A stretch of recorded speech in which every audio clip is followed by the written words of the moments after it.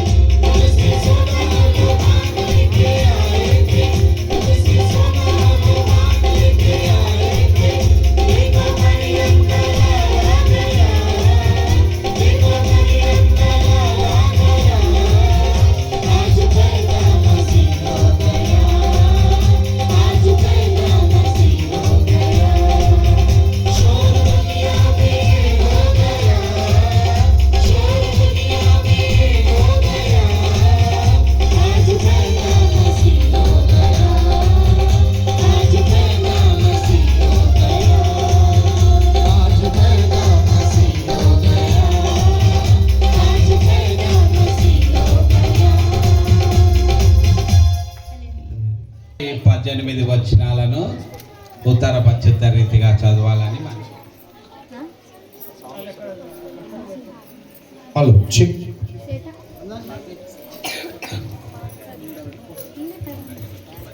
ఇదంతా వస్తుంది, ఇది కరెక్ట్ వస్తుంది.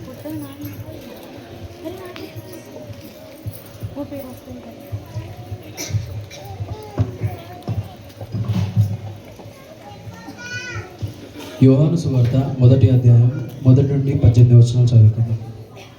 ఆదియందు వాక్యం ఉండెను, వాక్యము దేవుని యొద్ద ఉండెను, వాక్యము దేవుడై ఉండెను, ఆయన ఆదియందు దేవుని యొద్ద ఉండెను.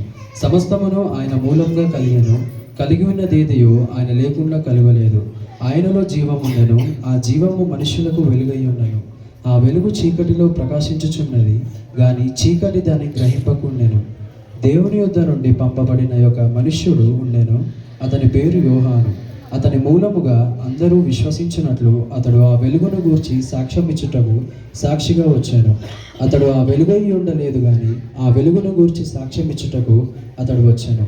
నిజమైన వెలుగు ఉండెను, అది లోకములోనికి వచ్చుచు ప్రతి మనుష్యుని వెలిగించుచున్నది.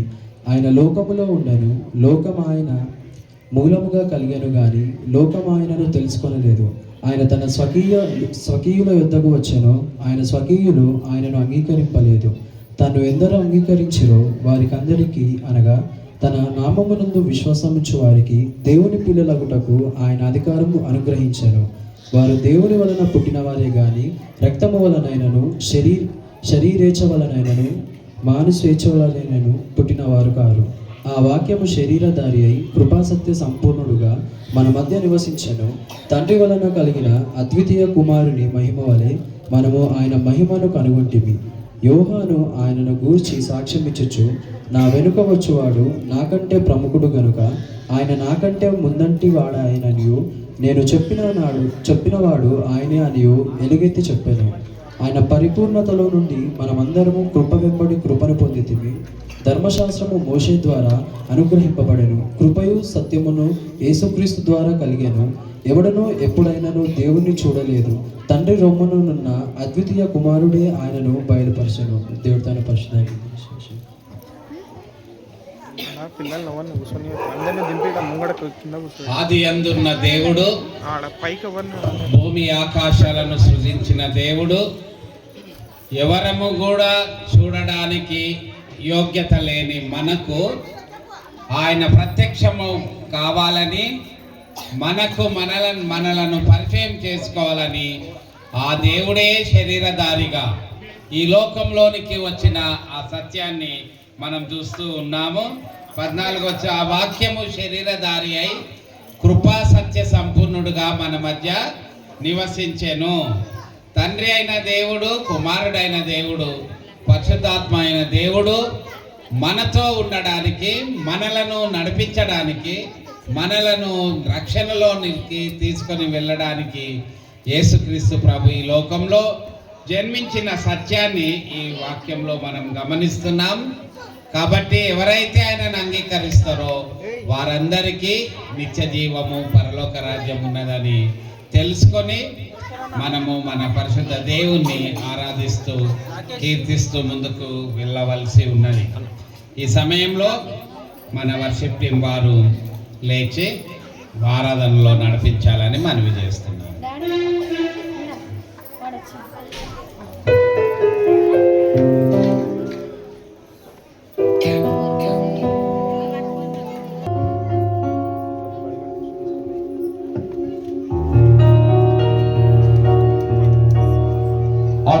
నీకు వందనాలు, స్తుతులు, స్తోత్రం చెల్లిస్తున్నాము దేవా. ఈ యొక్క గొప్ప సమయమును మాకు ఇచ్చినందుకు నీకు వందనాలు చెల్లిస్తున్నాము దేవా. నిజముగా యేసయ్య మా కొరకు జన్మించి దేవా, నీవు నీ ప్రేమను చూపించి దేవ తండ్రి మమ్మల్ని ఈ విధంగా కాపాడి దేవ తండ్రి నడిపిస్తున్న విధానం బట్టి నీకు వందనాలు చెల్లిస్తున్నాము దేవ తండ్రి. నీలాంటి దేవుడు మరొక దేవుడు లేడు యేసయ్య. నీకు వందనాలు, స్తుతులు, స్తోత్రం చెల్లిస్తున్నాము. నీవే రాజాది రాజువు, నీవే గొప్ప దేవుడు యేసయ్య దేవ తండ్రి. నీవే మార్గము, సత్యము, జీవమైన గొప్ప దేవా, నీకు వందనాలు చెల్లిస్తున్నాము. అవును యేసయ్య, మా కొరకు సిలువలో మరణించి తిరిగి లేచిన యేసయ్య నీకు వందనాలు చెల్లిస్తున్నాము దేవా. దేవా, నశించిన దాన్ని వెతికి రక్షించడానికి ఈ లోకానికి వచ్చావు దేవా, నీకు వందనాలు చెల్లిస్తున్నాము దేవా. మా పాపము నిమిత్తమై యేసయ్య నీ ప్రాణాన్ని అర్పించావు దేవా, నీకు వందనాలు చెల్లిస్తున్నాము దేవా. నీకే వందనములు, స్తుతులు, స్తోత్రములు యేసయ్య దేవా. నీ రక్తం ద్వారానే దేవ తండ్రి మా యొక్క పాపం విమోచన దేవా, నీకు వందనాలు చెల్లిస్తున్నాము దేవా. మాకు పాప క్షమాపణ దేవ తండ్రి నీ యొక్క రక్తం ద్వారా ఉన్నది దేవా, నీకు వందనాలు చెల్లిస్తున్నాం దేవా. నీకు స్తుతులు, స్తోత్రములు, స్తోత్రములు, స్తోత్రములు. నీకే ఆరాధన యేసయ్య దేవా, నీకే స్తుతులు యేసయ్య, నీకు వందనాలు చెల్లిస్తున్నాము. నీవే పరిశుద్ధుడు యేసయ్య, నీకు వందనాలు చెల్లిస్తున్నాము. ఈ యొక్క సమయం లేక దేవ తండ్రి ఎంతో మంది కోల్పోయి ఉన్నారు దేవ తండ్రి, కానీ మాకు ఈ సమయం నుంచి నేను ఆరాధించడానికి మమ్మల్ని ఎన్నుకున్నందుకు నీకు వందనాలు, స్తుతులు, స్తోత్రం చెల్లిస్తున్నాం దేవా. ముఖ్యంగా దేవా, మా కొరకు నువ్వు జన్మించినందుకు నీకు వందనాలు చెల్లిస్తున్నాం దేవా. నిజముగా దేవా తండ్రి మా యొక్క హృదయాలను జన్మించమని ప్రార్థన చేస్తున్నాం దేవా.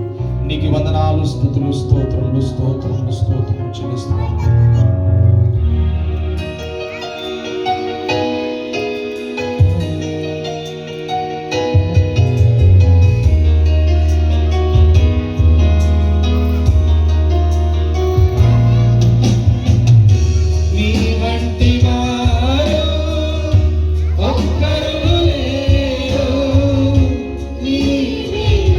శ్రేష్ఠుడా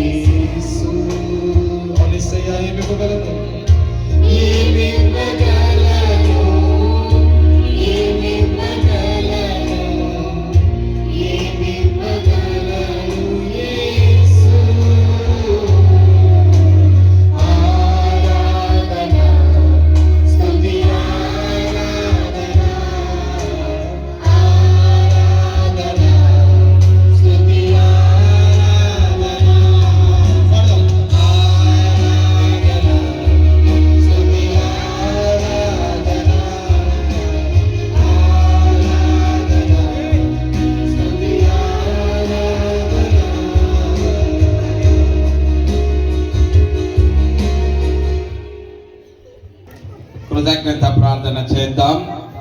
ప్రేరేపించబడిన వారిలో ఒకరు దయతో ప్రార్థించాలని మనవి. ఎవరైనా ప్రేరేపించబడిన వారు సభలో నుంచి ప్రార్థించవచ్చు.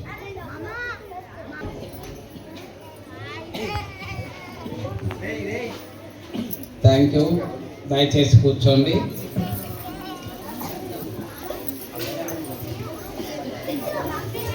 Sharing time.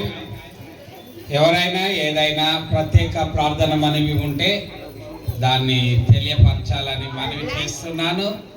లేదా ఏదైనా దేవుడు చేసిన మేలు మీ కుటుంబాలలో మీ వ్యక్తిగత జీవితంలో ఉన్నట్టయినా తెలపండి. వాటి కొరకు మనం ప్రార్థన చేస్తాం. ఎవరైనా ఏదైనా ప్రార్థన మనవి ఉన్న ఎడల మీ అవసరతలను దేవునికి తెలుపుతాం. కావున దయచేసి ప్రార్థన కోరిన వారు చేయండి, అడగండి. మీ కొరకు ప్రార్థన చేద్దాం. లేదా ఏదైనా మంచి విషయం మీ ఇంటిలో జరిగినా ప్రార్థించడానికి అవకాశం ఇస్తారని నమ్ముతున్నాం. మొత్తంగా ఈ కుటుంబాలలో కొంతమంది అవసరతల కొరకు ప్రార్థన చేస్తూ ఉన్నాం. వాటన్నిటిని గుర్తించుకొని మరొకసారి ప్రార్థన చేద్దాం. ప్రత్యేకంగా అక్కడ వెంకటమ్మ నుంచి మొదలు పెడతాము.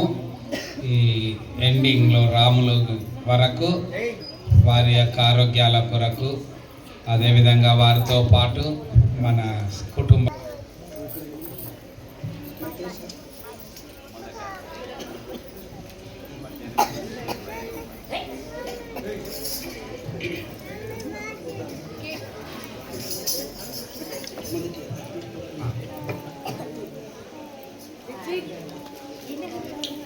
యేసుక్రీస్తు జనన విధానం ఎట్లనగా, ఆయన తల్లి అయిన మరియ యేసేపునకు ప్రదానం చేయబడిన తర్వాత వారేకము కాకముందు ఆమె పరిశుద్ధాత్మ వలన గర్భవతిగా ఉండెను. ఆమె భర్త యేసేపు నీతిమంతుడై ఉండి ఆమెకు అవమానపరచునొల్లక రహస్యముగా ఆమెను విడనాడ ఉద్దేశించును. అతడు ఈ సంగతులను గూర్చి ఆలోచించుచుండగా ఇదిగో ప్రభువు దూత స్వప్నమందు అతనికి ప్రత్యక్షమై, దావీదు కుమారుడు అయిన యేసేపు, నీ భార్య అయిన మరియ చేర్చుకున్నట్టుకు భయపడకు. ఆమె గర్భం ధరించినది పరిశుద్ధాత్మ వలన కలిగినది. ఆమె యొక్క కుమారుని కనును, తన ప్రజలను వారి పాపముల నుండి ఆయన రక్షించును గనుక ఆయనకు యేసు అను పేరు పెట్టబడును. ఇదిగో కన్యక గర్భవతి కుమారుని కనును, ఆయనకు ఇమ్మానుయేలును పేరు పెట్టుదురు అని ప్రభువు తన ప్రవక్తల ద్వారా పలికిన మాట నెరవేరినట్లు ఇదంతయు జరిగిను. ఇమ్మానుయేలును పేరునకు భాషాంతరంగా దేవుడు మనకు తోడు అని అర్థము. యేసేపు నిద్ర మేలుకొని ప్రభువు దూత తనకు ఆజ్ఞాపించిన ప్రకారం చేసి తన భార్యను చేర్చుకొని ఆమె కుమారుని కను వరకు ఆమెను ఎరుగకుండెను. అతడు ఆ కుమారునికి యేసు అని పేరు పెట్టెను.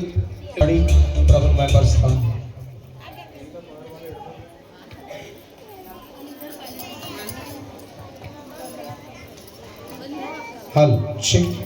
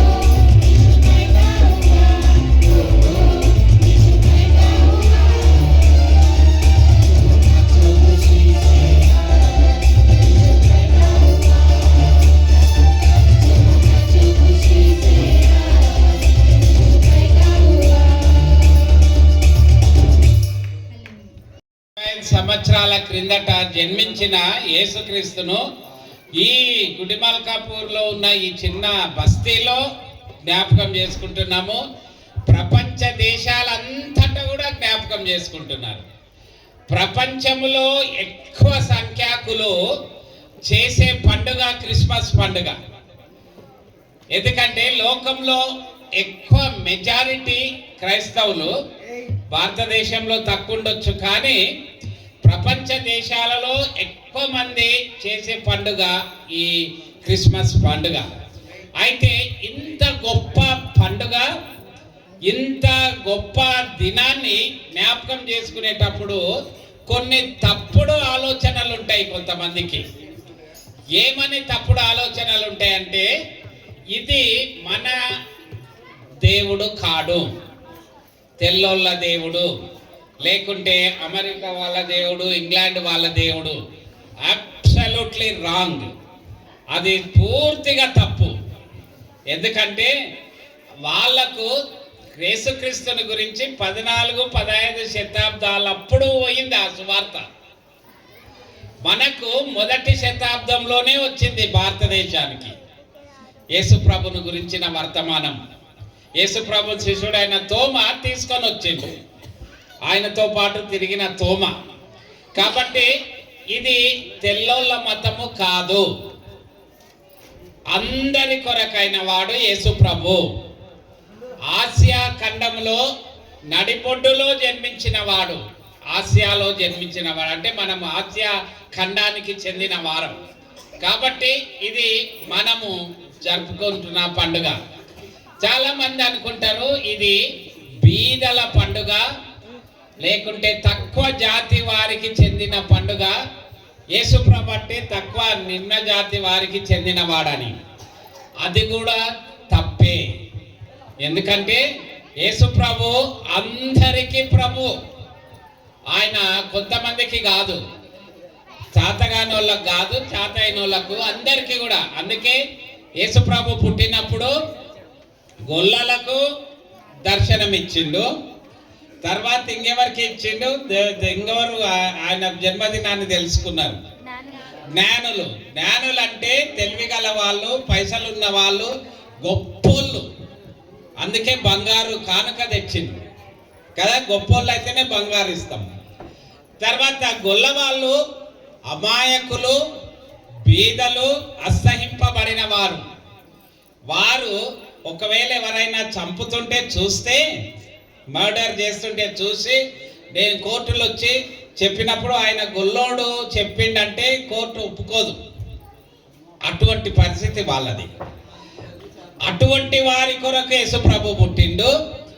మహాజ్ఞానుల కొరకు కూడా యేసుప్రభు పుట్టిండు. అందుకే అపోస్తల కార్యంలో అంటాడు, యేసుక్రీస్తు అందరికీ ప్రభు. Is God of all, God of all, అందరికీ ప్రభు. ఆ జన్మించిన యేసుక్రీస్తుని గురించి తెలియక వేరే వేరేగా ఆలోచించేవారు చాలా మంది ఉన్నారు. ఈయన ఎవరు, ఈయన గురించి మనం ఎందుకు విశ్వసించాలి, నమ్మాలి, ఈయన మాటలను ఎందుకు మనము చదవాలి, ఎందుకు వీళ్ళు చెప్తారు అని చాలా మంది మనలను విమర్శించే వాళ్ళు ఉన్నారు. ఒకటి మనం బాగా తెలుసుకోవాలి, యేసు అంటే ఎవరో తెలిస్తే, యేసు అంటే ఎవరో తెలిస్తే ఈ మాటలు రావు, ఇక ఇటువంటి విమర్శలు రావు. కాబట్టి రాత్రికాలమందు యేసు ఎవరు అనేది తెలుసుకోవాలి, యేసు అంటే ఏంటో తెలుసుకోవాలి. అప్పుడు మనము ధైర్యంగా యేసు గురించి మాట్లాడడానికి వీలవుతుంది. అందుకే ఇంతకుముందు రాజు చదివిన ఈ లేఖన భాగంలో మత్తయి సువార్త 1వ అధ్యాయము 18 నుంచి 25 వచనాలలో యేసుక్రీస్తు యొక్క జన్మము యొక్క విధానము చెప్తా వస్తాడు మత్తయి కూడా యేసుప్రభు శిష్యులలో ఒకరు, ఈ సువార్తను రాసిన వాడు.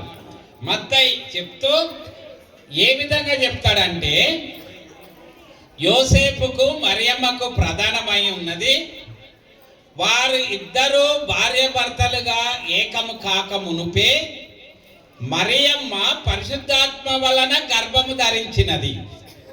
ఇది కూడా చాలా మందికి ఎగతాళి, నవ్వుతున్నారు. అరే ఇదెక్కడ సాధ్యము, ఇదెక్కడ సాధ్యము, పురుషుని ఎరగకనే గర్భం ఎట్లా ధరిస్తుంది అని వాళ్ళు ఆ రకంగా అనుమానపడే వాళ్ళు ఉన్నారు. కానీ దేవునికి ఏదైనా చేత కానిది ఉన్నదా? దేవుడు ఏదన్నా చెయ్యలేడు అనేది ఉంటుందా? దేవునికి ఏది లేదు. ఆయన అన్నీ చేయగలిగిన దేవుడు. అందుకే దేవుడు సృష్టిని ఎట్లా చేసిండు? ఒక మాటతో చేసిండు. సృష్టి కలగాలంటే కలిగింది. సృష్టిని మాటతో చేసిన దేవుడు పరిశుద్ధాత్మ వలన స్త్రీ గర్భంలోనికి ప్రవేశించడము కష్టం కాదు. పరిశుద్ధాత్మ వల్ల స్త్రీ గర్భంలో ప్రవేశించిన ఈయన చనిపోయి తిరిగి లేవడము కష్టం కాదు. ఎందుకంటే అది దేవునికి సాధ్యమైన విషయం. కాబట్టి యేసుక్రీస్తు ప్రభు పాపము లేని వానిగా ఈ లోకంలోనికి వచ్చిండు. పరిశుద్ధాత్మ వల్ల గర్భము ధరించిండు. ఆమె గర్భములో ఉన్నప్పుడు పరిశుద్ధాత్మ దేవుడు ఆవరించి పాపము ప్రవేశించకుండా కాపాడిండు. యేసు ప్రభు పుట్టిన తర్వాత కూడా ఏ పాపము చేయలేదు. బైబిల్లో కొంతమంది మనుషులు చేసిన తప్పులు రాసిండ్రు. మనుషులు చేసిన తప్పులు రాసిండ్రు. లోతు కుమార్తెలు అట్లా చేయొచ్చా, వాళ్ళు ఇట్లా చేయొచ్చా, వీళ్ళు ఇట్లా చేయొచ్చా అని తప్పులు రాసిన మనుషులు చేసిన తప్పులను ఎత్తి చెప్తుండ్రు. కానీ బైబిల్లో ఉన్న దేవుడు ఎప్పుడు ఎక్కడ ఏ తప్పు చేయలేదు. అందుకే ఆయన అంటాడు రోమా చక్రవర్తి దగ్గర నిలబడి, నాలో ఏదైనా పాపం ఉన్నట్టు ఎవరు స్థాపించగలరు? Who will establish the sin is in me? నాలో పాపం ఉన్నట్టు ఎవరు చెప్పగలరు, ఎవరు రుజువు చేయగలరు అని యేసు ప్రభు సవాలు విసురుతాడు. కాబట్టి యేసు ప్రభు పరిశుద్ధ దేవుడు, పరిశుద్ధ దేవుడు అయి ఉండి పరిశుద్ధ మానవునిగా జన్మించి పరిశుద్ధ మానవుడైన దేవుడు పరిశుద్ధ రక్తాన్ని చిందించి శిల్వమ్రానుపై మరణించిండు. ఎందుకంటే రక్త ప్రోక్షణ లేకుండా పాప క్షమాపణ జరగదు. రక్త ప్రోక్షణ లేకుండా పాప క్షమాపణ లేదు. ఆ రక్తము ఎటువంటిదై ఉండాలంటే పరిశుద్ధుని రక్తమై ఉండాలి. ఏ రక్తం అంటే ఆ రక్తము పాపాన్ని క్షమించదు. అందుకే ఎబ్రీ పత్రికలో గ్రంథకర్త అంటాడు, మేకల యొక్కయు గొర్రెల యొక్కయు కోడెల యొక్కయు రక్తము వలన కాదు, కానీ పరిశుద్ధ దేవుని రక్తము ద్వారా మన పాపాలు కడగబడతవి. అందుకనే యేసు ప్రభు తాను చనిపోవడానికి పుడతాడు. Jesus was born to die. యేసు ప్రభు చనిపోవడానికి పుడతాడు. ఎందుకు చనిపోవాలంటే మన పాపాలను తీసివేయడానికి. అందుకు ఇప్పుడు నేను చెప్పాల్సిన విషయము, యేసు అంటే ఎవరు? మళ్ళా హూ ఇస్ దిస్ జీసస్? యేసు ఎవరని ఈ 21వ వచనంలో మత్తయి సువార్త 1వ అధ్యాయంలో అది చెప్పి నేను ముగిస్తా. ఆమె ఒక కుమారుని కనును, తన ప్రజలను వారి పాపంలో నుండి ఆయనే రక్షించును గనుక ఆయనకు యేసు అను పేరు పెట్టుదురు. యేసు అంటే తన ప్రజలను వారి పాపంలో నుంచి రక్షించేవాడు యేసు ప్రభు. యేసు ప్రభు ఒక మత స్థాపకుడు కాదు. యేసు ప్రభు ఒక విభేదాలను తెచ్చేవాడు కాదు. యేసు ప్రభు గొడవలను పెట్టేవాడు కాదు. యేసు ప్రభు ఎవరి మీద కూడా అన్యాయంగా మాట్లాడేవాడు కాదు. యేసు ప్రభు ఎవరంటే మన పాపముల నుంచి మనలను విడిపించేవాడు, రక్షించేవాడు. అందుకే స్పష్టంగా యేసు అంటే, ఇది ఒక్క మాట మీరు జ్ఞాపకం ఉంచుకుంటే చాలు, యేసు అంటే మన పాపములను, వారి పాపముల నుండి ఆయనే రక్షించేవాడు. పాపముల నుండి రక్షించేవాడు యేసు. సో ఈ లోకములో పాపము లేని వారు ఎవరన్నా ఉన్నారా? ఎవరన్నా కానీ పాపం లేని మనిషి, పాపం లేని వ్యక్తి ఎవరన్నా ఉన్నారా మీకు తెలిసిన వాళ్ళు? జర వెతకండి, నన్ను దొరుకుతారేమో. యేసుక్రీస్తు కాకుండా, యేసుక్రీస్తు కాకుండా ఇంకెవరన్నా? లోకంలో ప్రతి ఒక్కరు పాపం చేసిన వారే, యేసుక్రీస్తు ఒక్కడే పాపం లేనివాడు. అందుకు ఆయన మన పాపాలను తీసేయగలడు. ఒక గుడ్డివాడు గుడ్డివానికి దారి చూపిస్తే ఏమవుతాడు? గుంతల పడతాడు కదా. గుడ్డోడు గుడ్డోనికి దారి చూపిస్తే గుంతల పడతాడు. ఒక పాపం చేసిన వాడు ఇంకో పాపాన్ని తీసివేయలేడు. కాబట్టి యేసు క్రీస్తు అంటే పాపములను క్షమించేవాడు. ఇంకొక పేరు కూడా ఆయనకి ఇచ్చిండ్రు, అదేమంటే ఇమ్మానుయేలు. యేసుక్రీస్తుకు ఇంకొక పేరు ఇమ్మానుయేలు. ఇమ్మానుయేల్ అంటే దేవుడు మనకు తోడని అర్థము. యేసుక్రీస్తు ప్రభు మనతో ఉండే దేవుడు, మనకు తోడుగా ఉండే దేవుడు. మన ఆపదలో, మన కష్టాలలో, మన వేదనలో తోడుగా ఉండే దేవుడు. Is a God who is always accompany in our troubles. మన కష్టాలలో ఆయన మనతో ఉండే దేవుడు. ఎంత మంచి దేవుడు మన దేవుడు, ఎంత గొప్ప దేవుడు. ఏమి తోచని పరిస్థితులలో, ఎటు ఆలోచన చేయలేని పరిస్థితులలో ఏం చేయాలబ్బా అనుకుంటున్నప్పుడు God is there with us. ఆ దేవుడు మనతో ఉంటున్నాడు. ఆయన ఈరోజు ఆత్మ దేవుడై ఉండి మన మధ్య సంచరిస్తున్నాడు. యేసు ప్రభు వాక్యం మత్తయి సువార్తలో అంటాడు, ఎక్కడైతే 2-3 కూడి నా నామములో చేరుతారో అక్కడ నేనున్నా. వేరే Jesus now, Jesus is here in our midst. యేసుక్రీస్తు ఇప్పుడు మన మధ్య ఉన్న దేవుడు. ఎందుకంటే 2-3 కంటే ఎక్కువ మంది మీద కూర్చున్నాం. ఆయన మనతో ఉండే దేవుడు ఇమ్మానుయేల్. ఆయన మనతో ఉండే దేవుడు. కాబట్టి యేసుప్రభు అంటే ఇన్ని దినాలు ఒకవేళ ఎవరికైనా తప్పు ఆలోచనలుంటే, తప్పు ఉద్దేశాలుంటే దయచేసి తొలగించుకోండి.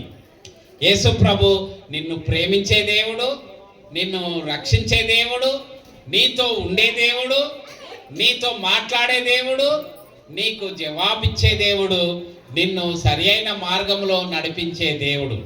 ఆ దేవుడు పుట్టిన సంగతి ఈరోజు మనం జ్ఞాపకం చేస్తున్నాం. అదే క్రిస్మస్ పండుగ అంటే యేసుక్రీస్తు యొక్క దినము, పుట్టిన దినాన్ని జ్ఞాపకం చేసుకుంటున్నాము. అనేక మంది పుడుతుంటారు, చేస్తుంటారు, కానీ యేసు ప్రభు యొక్క పుట్టుక విశిష్టమైన పుట్టుక. ఎవరి పుట్టుక గురించి కూడా ఈ విధంగా ముందే చెప్పలే. 720 సంవత్సరాల ముందే చెప్తాడు యేసు ప్రభు పుడతాడని. తర్వాత ఆయన చెప్తాడు యేసు ప్రభు మళ్ళా వచ్చినప్పుడు ఆయన రాజ్యము స్థాపించబడుతుంది. ఆయన రాజ్యం స్థాపించబడుతుంది. ఇప్పుడు వచ్చినప్పుడు గొర్రెపిల్లలాగా వచ్చిండు. రేపు వచ్చేటప్పుడు ఎట్లా వస్తాడు? యూదా గోత్రపు సింహం లాగొస్తాడు, సింహము లాగొస్తాడు. ఇప్పుడు వచ్చినప్పుడు దీన మనసుతో వచ్చిండు, దీనుడై వచ్చిండు. రేపు వచ్చేటప్పుడు ఆయన ఉగ్ర రూపంతో వస్తాడు. ఆయన కనులు భయంకరమైన అగ్నివలి ఆ ప్రకటన గ్రంథంలో వర్ణిస్తారు. కాబట్టి యేసుక్రీస్తును నమ్మిన వారికి ఆనందము, సంతోషము, సమాధానము, నెమ్మది ఉంటుందని దేవదూతలు గొల్లలకు ప్రకటించిండ్రు. జ్ఞానులు యేసుక్రీస్తును చూసిన తర్వాత అత్యానంద భరితులైన వారు అత్యానంద భరితులై ఇంటిలోనికి వెళ్ళి తల్లి అయిన మరియను ఆయనను చూచి ఆయనను ఆరాధించింది. They worship the child Jesus, not Mary. యేసుప్రభు మరియను ఆరాధించలే, యేసుప్రభును ఆరాధించిండ్రు. యేసుప్రభుకు కానుకలు ఇచ్చిండ్రు. అది యేసుక్రీస్తులో ఉన్న గొప్పతనం. కావున ప్రియులారా, ఈ రాత్రి కాలమందు ఎవరైనా నిజంగా మాకు ఈ విషయం తెలియదు, ఇప్పుడు అర్థమవుతుంది యేసుప్రభు అంటే మన పాపములను రక్షించడానికి వచ్చిన దేవుడని, యేసు ప్రభు మనతో ఉండే దేవుడని ఇప్పుడు నాకు అర్థమైంది. నేను ఆయనను అంగీకరిస్తా, నా జీవితంలోనికి ఆయనను తీసుకుంటా. ప్రభువా, నీవు ఈ రాత్రి నా హృదయంలోనికి రా, నాలో జన్మించు, నేను నీ కొరకు జీవిస్తా అని తీర్మానం ఎవరైనా పర్వాలేదు చేసుకుంటే దేవుడు వెంటనే మన లోపలికి వస్తాడు. ఆయన మన హృదయంలోనికి వస్తాడు. ఆయన మనలో ఉండి మనల్ని నడిపిస్తాడు. ఆ తీర్మానము మనం చేయాలి, ఆ నిర్ణయాన్ని మనం తీసుకోవాలి. ఎంతమంది అందరు తలలు వచ్చి కళ్ళు మూసుకొని ఆలోచన చేయండి. యేసు ప్రభు అంటే ఎవరు? ఆయన మన పాపముల నుండి మనలను విడిపించేవాడని, యేసు ప్రభు ఇమ్మానుయేలు దేవుడని నమ్మిన వారంతా కూడా మీ హృదయాన్ని దేవునికి అప్పగించుకోండి. యేసు ప్రభు నా హృదయంలోనికి రా అని ఎప్పుడైతే నీవు ఆహ్వానిస్తావో వెంటనే నీ హృదయంలో గొప్ప శాంతి, సమాధానము, ఆదరణ, నెమ్మది దొరుకుతుంది. You will receive a great Joy in your heart. నీ హృదయంలో గొప్ప ఆనందము నీవు సంపాదించుకుంటావు. నీ పాపాలన్నీ ఆయన తొలగించినప్పుడు నీ భారమంతా తొలగిపోతుంది. అట్టి దేవుని బిడ్డలంగా జీవించడానికి ఎంతమంది సిద్ధంగా ఉన్నారు? ఎంతమంది ఈ రాత్రి కాలమందు దేవుణ్ణి మీ హృదయంలోనికి ఆహ్వానించాలనుకుంటున్నారు? యేసు ప్రభువా, నా హృదయంలోనికి రా, నన్ను నడిపించు, మాకు కావలసిన దీవెనల్ని అనుగ్రహించు, నువ్వు మాతో ఉండు దేవా అని అడిగే వాళ్ళు ఎవరైనా ఉంటే దయచేసి మీ చేతులు పైకెత్తండి. మీ కొరకు ప్రత్యేకంగా ప్రార్థన చేస్తాం. Thank you. చేతులు ఎత్తిన వారిని దేవుడు దీవించును గాక. ఎవరిని చూడొద్దు, మీ కనులు మూసుకొని మీ హృదయాలను దేవునికి సమర్పించుకోండి. God bless you brothers, God bless you sisters. దేవుడు మిమ్మల్ని ప్రత్యేకంగా ఆత్మచేత ఆవరించి నడిపించును గాక. ఇంకెవరైనా ప్రభువా, నా హృదయంలోనికి రా, నీవు నాలో ఉంటే నాకు ఎన్ని మేలులో ఉన్నాయని గ్రహించిన వారు ఉంటే దయచేసి open your hearts to the lord. ప్రభుకు మీ హృదయాన్ని అప్పగించుకోండి. పరిశుద్ధమైన దేవా, ఈ రాత్రి కాలమందు నీకు తమ జీవితాలను సమర్పించుకొని చేతులెత్తి తమ నిర్ణయాన్ని తెలిపిన ప్రతి బిడ్డతో నువ్వు మాట్లాడి వారికి కావలసిన బలమును, శక్తిని, నడిపింపును దయచేయమని, పాప విమోచన దయచేయమని, కావలసిన ఆరోగ్యం దయచేయాలని, మరియు వారి యొక్క జీవితాలలో నీవు ఉండి నడిపించాలని క్రీస్తు నామంలో ప్రార్థిస్తున్నాం తండ్రి. ఆమేన్. దేవుడు మిమ్మును బహుగా దీవించి ఆశీర్వదించును గాక. ఈ సమయంలో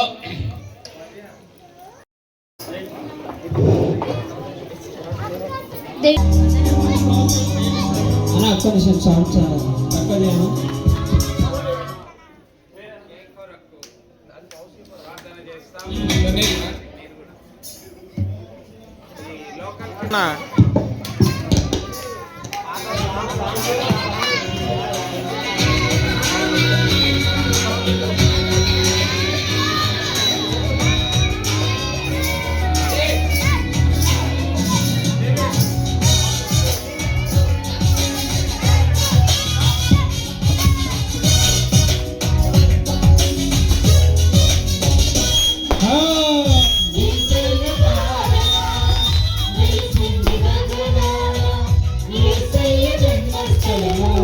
చూపించు కార్యం,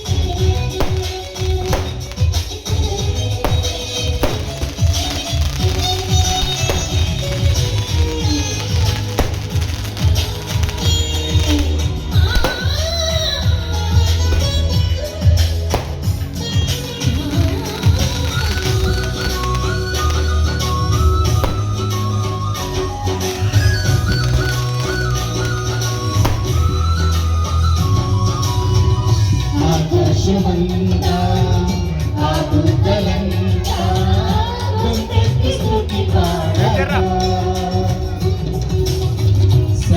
సర్వోన్నతమైన